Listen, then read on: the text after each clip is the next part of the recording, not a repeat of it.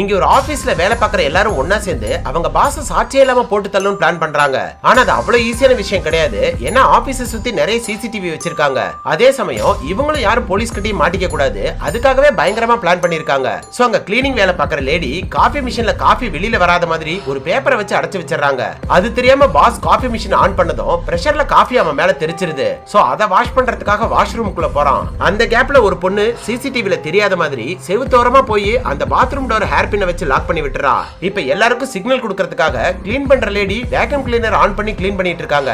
அந்த சவுண்ட கேட்டதும் வெளியில இருக்கிற ஒருத்தன் பாத்ரூமோட வென்டிலேஷன்ல பலூனை வச்சு அடைச்சு அதுக்குள்ள கார்பன் டை ஆக்சைடு திறந்து விட்டுறான். அது வென்டிலேஷன் பைப் வழியா உள்ள வந்து பாத்ரூம் ஃபுல்லாவே நிரம்பிடுது. இப்ப உள்ள இருக்கிற பாஸ்க்கு ஏதோ தப்பா நடக்குதுன்னு தெரிஞ்சதும் அந்த டோரை திறக்கிறதுக்கு ட்ரை பண்றான். ஆனா அந்த டோர் வெளிப்பக்கமா லாக் ஆயிருக்கிறதுனால இவனால உள்ள இருந்து திறக்க முடிய மாட்டேங்குது. கதவை தட்டினாலும் வேக்யூம் கிளீனரோட சத்தத்துக்கு யாருக்குமே கேட்க மாட்டேங்குது. பார்த்தா அடுத்த கொஞ்ச நேரத்திலேயே மூச்சை விட முடியாம கீழே விழுந்து தலையில அடிபட்டு போய் சேர்ந்துறான். ஆக்சுவலா இந்த பாஸ் சீக்கிரட்டா ஒரு மெடிசன் தயாரிக்கிற கம்பெனி வச்சிருக்கான். அங்க கண்டுபிடிச்ச ஒரு மருந்தை மார்க்கெட்ல விடுறதுக்கு முன்னாடி இவரோட கம்பெனில வேலை பார்க்கறவங்களுக்கே தெரியாம தண்ணிலையும் காஃபிலையும் கலந்து கொடுத்து அவங்களோட உடம்புல நடக்கிற சைடு எஃபெக்ட நோட் பண்றான். ஒரு கட்டத்துக்கு மேல அது அவங்களுக்கே தெரிஞ்சு போயிடுது. அதுக்கு பழி வாங்கறதுக்காக தான் இப்படி பிளான் பண்ணிருக்காங்க. ஆனா இந்த கேஸை விசாரிக்க வந்த ஏசி இவங்க தான் பண்ணாங்கன்னு கண்டுபிடிச்சிடுறாரு.